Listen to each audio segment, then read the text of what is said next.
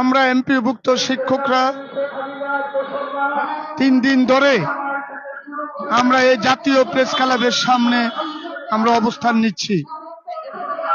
আমাদের দাবি হচ্ছে এমপিওভুক্ত শিক্ষা ব্যবস্থা জাতীয়করণ করা। এমপিওভুক্ত শিক্ষা ব্যবস্থা জাতীয়করণ করার যে ঘোষণা, এটা আমরা প্রত্যাশা করি।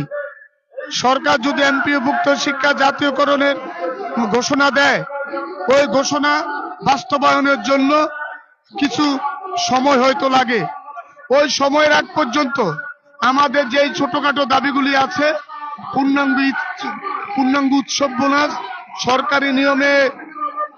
সরকারি নিয়মে বাড়ি ভাড়া এবং সরকারি নিয়মে চিকিৎসা ভাতা, এই ভাতাগুলি দেওয়ার জন্য আমরা দাবি জানাই। আমরা মনে করি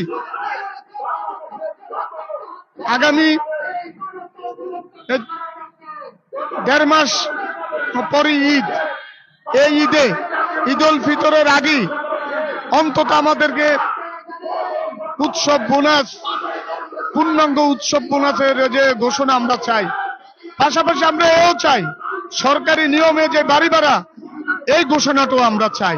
এই ঘোষণাটা দিলেই, আমরা এই আশ্বাসটা দিলেই আমরা এই প্রেস ক্লাব থেকে কর্মসূচি আমরা গুটিয়ে নিব।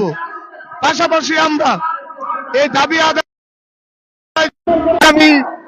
আগামী রবিবার থেকে সারা দেশে শিক্ষা প্রতিষ্ঠানগুলোতে অর্ধ দিবস কর্মবিরতি আমরা পালন করব এবং সেই ঘোষণা আজকে আনুষ্ঠানিকভাবে হয়তো আসবে। প্রিয় বন্ধুগণ, আমরা এই এমপিওভুক্ত শিক্ষা ব্যবস্থার প্রায় 97% আমরাই নিয়ন্ত্রণ করে থাকি। 97% এমপিওভুক্ত শিক্ষকরাই এটা বিলং করে। কিন্তু দুঃখজনক